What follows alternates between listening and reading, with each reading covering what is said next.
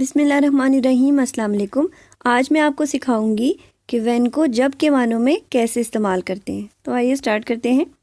جب میں وہاں پہنچا، when I reached there. when I reached there.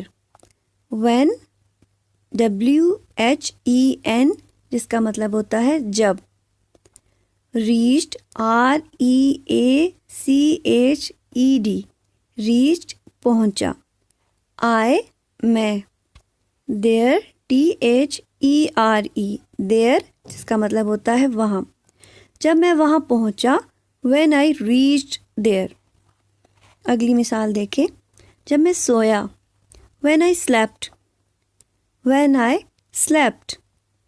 when WHEN جب، I میں، slept SLEPT slept جس کا مطلب ہوتا ہے سویا۔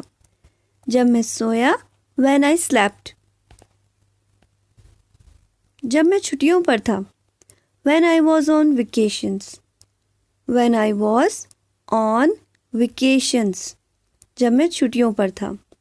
when WHEN when جب، I میں، was WAS was تھا، on ON اس کا مطلب ہوتا ہے پر، vacations چھٹیاں، VACATIONS vacations جب میں چھٹیوں پر تھا when I was on vacations۔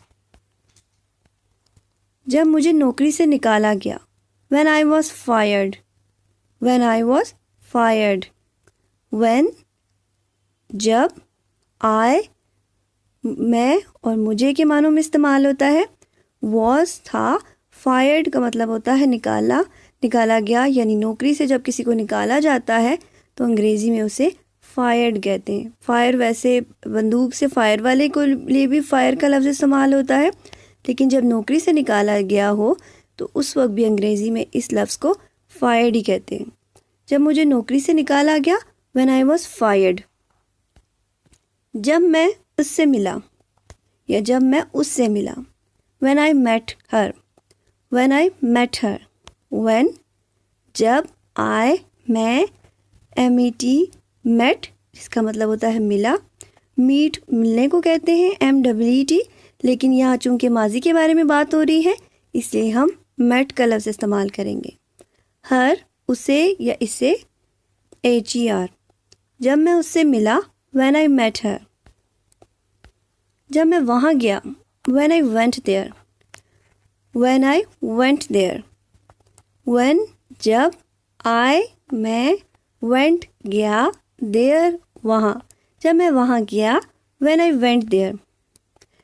امید کرتی ہوں کہ آپ نے آج سیکھا ہوگا بہت کچھ۔ اپنا ڈھیر سارا خیال رکھیے گا۔